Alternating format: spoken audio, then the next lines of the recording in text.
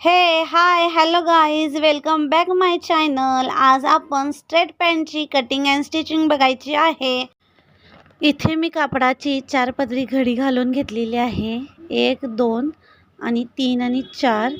हे पाठीमागचे कापडाला आपण 2 इंच मोठं ठेवून घ्यायचं आहे. टोकाला टोक अजिबात लावायची नाही आहे.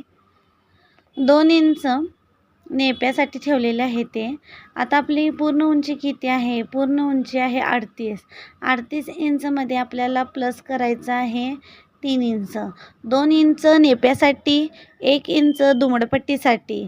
आपल्या या सीटचा माप 40च्या पुढे आहे. 40च्या पुढं म्हणजे हे डबल एक्सेलमध्ये येतं. सीट आहे 42 इंचची आणि लांबी आहे आपली पॅन्टची 38 इंचची. इथं मी 38वर मार्किंग करून 1 इंच प्लस करून घेणार आहे. 2 इंच नेपासाठी सोडायचं आहे. वरच्या कापडावर पण मी 2 इंच सोडलेलं आहे आणि खालती पण 2 इंच सोडूनच मार्किंग करून घ्यायची आहे. आणि पट्टीनं एक सरळ रेष मारून मी घेणार आहे. कापड व्यवस्थित करून घ्यायचं आहे. आता इथं मी पट्टीनं सरळ रेष मारून घेणार आहे.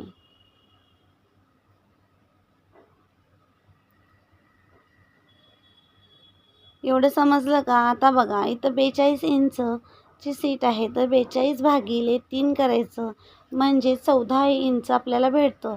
त्यामध्ये प्लस 2 इंच करायचं म्हणजे 16 इंच.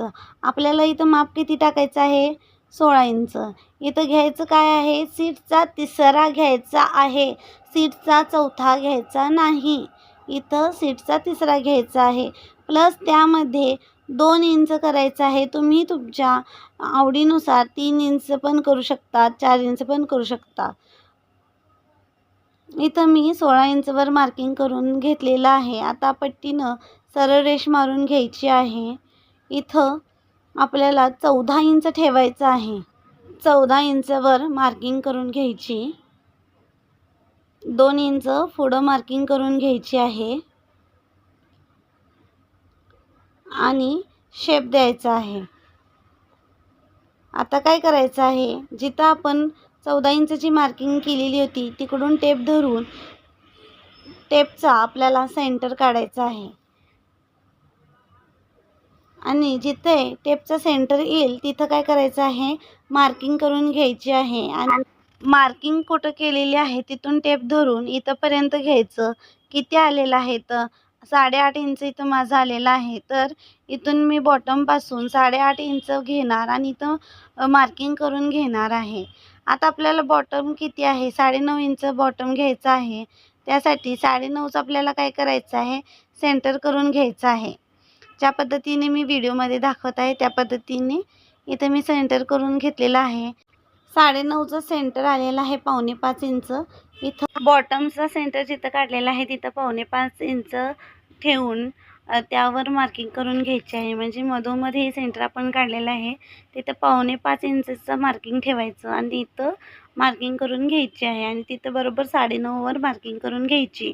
ज्याप्रमाणे मी व्हिडिओमध्ये दाखवलं जातं आहे त्याप्रमाणे. आता इथं काय करायचं आहे? एक सरळ रेष मारून घ्यायची आहे. म्हणजे कळतं की आपल्याला कुठून कट करायचं आहे. त्याप्रमाणे इथे मी एक रेघ मारून घेतलेली आहे. मी कायम मापे टाकताना तिथे रेघ मारत नाही, पण तुम्हाला व्हिडिओमध्ये समजू दे म्हणून मी तिथे रेघ मारून घेतलेली आहे. तर आता काय करायचं आहे? शेप देऊन घ्यायचं आहे. त्यासाठी मी हे स्केलचा वापर करत आहे. आणि जिथे आता रेघ मारलेली तिथे पण आपण काय करायचं आहे? ही पट्टी उलटी ठेवून इथं पण मार्किंग करून घ्यायची आहे. आता काय करायचं आहे? इथं आपण हे शेप जिथं दिलेलं आहे तिथं सरळ रेष मारून घ्यायची आहे. पूर्ण वरतीपर्यंत जिथं आपण कापड 2 इंच वाढवलेलं होतं तिथंपर्यंत आपण काय करायचं आहे? सरळ रेष मारून घ्यायची आहे. आता काय करायचं आहे की 2 इंच आणि आपण या साईडला मार्किंग करून घ्यायची. हे 2 इंचचं इथं मार्किंग करून झालेलं आहे. आता पुन्हा एक वेळ आपण काय करायचं आहे? शेप द्यायचा आहे.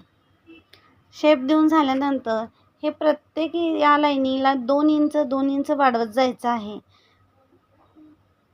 इथं 2 इंच, इथं 2 इंच असं बॉटमपर्यंत आपल्याला काय करायचं आहे? 2-2 इंच वाढवायचं आहे. हे भाग आपलं कुठलं येणार? पाठीमागचा साईड येणार. हे पाठीमागचं साईड का वाढवतात? कारण जेव्हा पॅन्ट आपण घालतो तेव्हा ते पाठीमागं असं उचलत नाही आहे, ते परफेक्ट बसते म्हणून. आणि इथं काय करायचं आहे, हे शेप देऊन द्यायचं आहे. इथे मी पट्टीने शेप देऊन घेणार आहे. फक्त या साईडलाच आपल्याला 2 इंच वाढवायचं आहे, बाकीची साईड सेम ठेवायची आहे. हे तुम्हाला इतपत कळालं काय? आता काय करायचं आहे, आपण हे जे 2 इंच कापड वाढलेलं होतं तिथून आपण 2 इंच नेपा जिथे मी घेतलेलं आहे फ्रंट साईडच्या पॅन्टचं तिथंपर्यंत काय करायचं आहे, मार्किंग करून घ्यायचं आहे. हे बघा, इथून पूर्ण अशा तिरपी रेघ मारून घ्यायची आहे आणि हे कट करून घ्यायचे आहे. अशा पद्धतीने आपण पूर्ण पॅन्ट कट करून घ्यायची आहे. पहिले आपण पाठीमागचं साईड कट करून घ्यायचं आणि नंतर पुढचं. इथे मी बॉटमपासून कटिंगला सुरुवात करून घेणार आहे.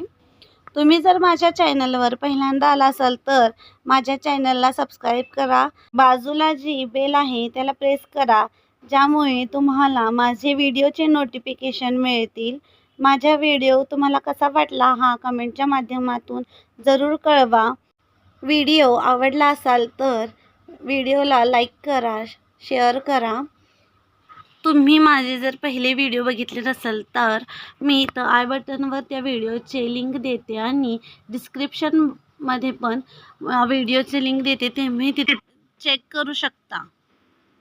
जेव्हा आपली सीट जास्त असते 40च्या वरती 45-50, तेव्हा सीटचा तिसरा घ्यायचा, ज्यामुळे पॅन्ट शिवल्यानंतर ही पॅन्ट आपल्याला कम्फर्टेबल वाटते आणि उठण्यात आणि बसण्यात एकदम कम्फर्टेबल असते.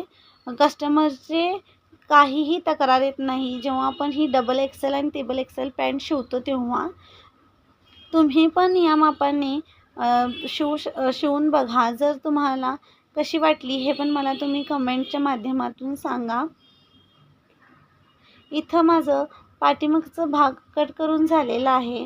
हे भाग तुम्ही वेगळं करून पण पुढचा भाग कट करू शकता, पण मी हे पाठीमागचा भाग जसा आहे तसं ठेवलेला आहे आणि वरची नुसतं 2 पदरी कापड घेऊन पुढचा भाग कट करून घेत आहे.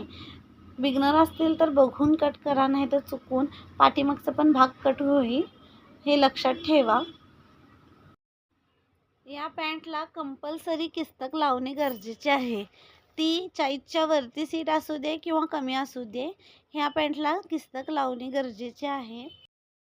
किस्तक तुम्ही कमी जास्त करू शकता, हे तुमच्या कस्टमरच्या वर असते. त्यांना कोणाला कमी कोणाला जास्त लागतं. आता राहिलेल्या कापडामध्ये मी इथं किस्तक बसवत आहे.